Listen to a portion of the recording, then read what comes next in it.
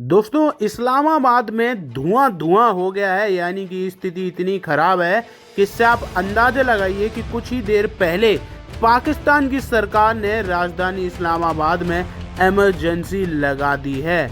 जी हाँ, यहाँ पर आपातकाल लगा दिया गया है और इससे बड़ी जो अपडेट है वो अभी तक निकल कर नहीं आई है। और इमरजेंसी से आप यहाँ पर अंदाज़ा लगा सकते हैं कि स्थिति जो है वो कितनी बदतर है। लेकिन ये हुआ क्यों?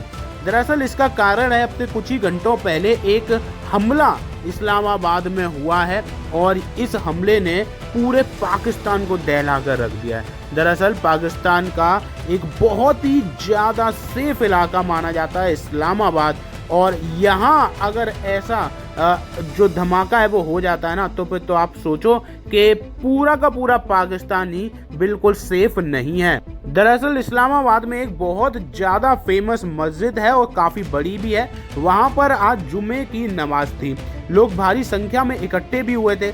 तभी अचानक मस्जिद के बाहर बहुत ही भयंकर हमला हुआ और ये इतना ज़्यादा भयंकर था कि मात्र कुछ ही घंटे हुए हैं हमले हुए, लेकिन अभी तक जो सुरक्षा कर्मी हैं, जो बचाव कर्मी है ना, वो अभी तक ये भी नहीं गिन पा रहे हैं कि आखिर कितने लोगों की मौत हुई है।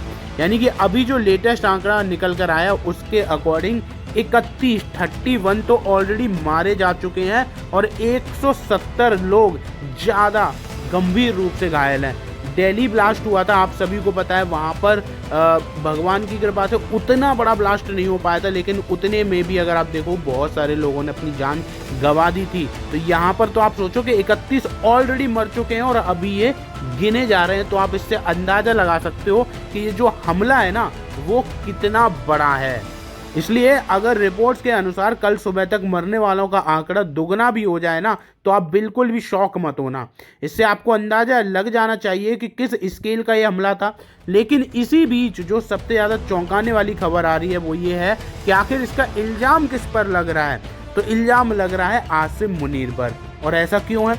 दरअसल इसके पीछे दो कारण हैं। पहला ये कि जिस इलाके में ये मस्जिद थी वो इस्लामाबाद का बहुत ही सेफ इलाका माना जाता है, जैसे कि अभी मैंने आपको बताया। इतना ही नहीं, क्योंकि जुमे की नमाज में वो लोग भी नमाज पढ़ने आते हैं जो अमूमन रोजाना इकट्ठे नहीं होते हैं, इसलिए जुमे वाले दिन काफ़ी ज़्यादा सुरक्षा होती है।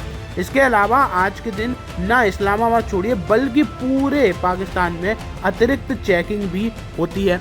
पुलिस ज़्यादा सतर्कता भी बरतती है और इसलिए इतने ज़्यादा सुरक्षित इलाके में अगर किसी मस्जिद में ही हमला हो जाता है तो आप सोचो ये कितना बड़ा सिक्योरिटी फेलियर है, या फिर इसमें सच में कोई अंदर का ही आदमी है जिसको जानबूझकर अंदर लाया गया और ये ब्लास्ट करवाया गया।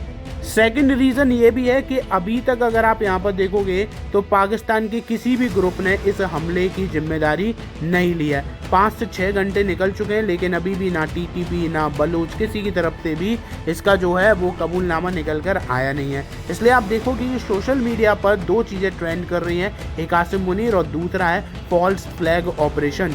जो लोग नहीं जानते इसका मतलब क्या होता है उनको मैं बता देता हूँ कि जब कोई देश का नेता अपने ही लोगों पर हमला करवा दे, इसका जिम्मा किसी और पर थोप देता है, तो उसको बोलते हैं फॉल्स फ्लैग ऑपरेशन।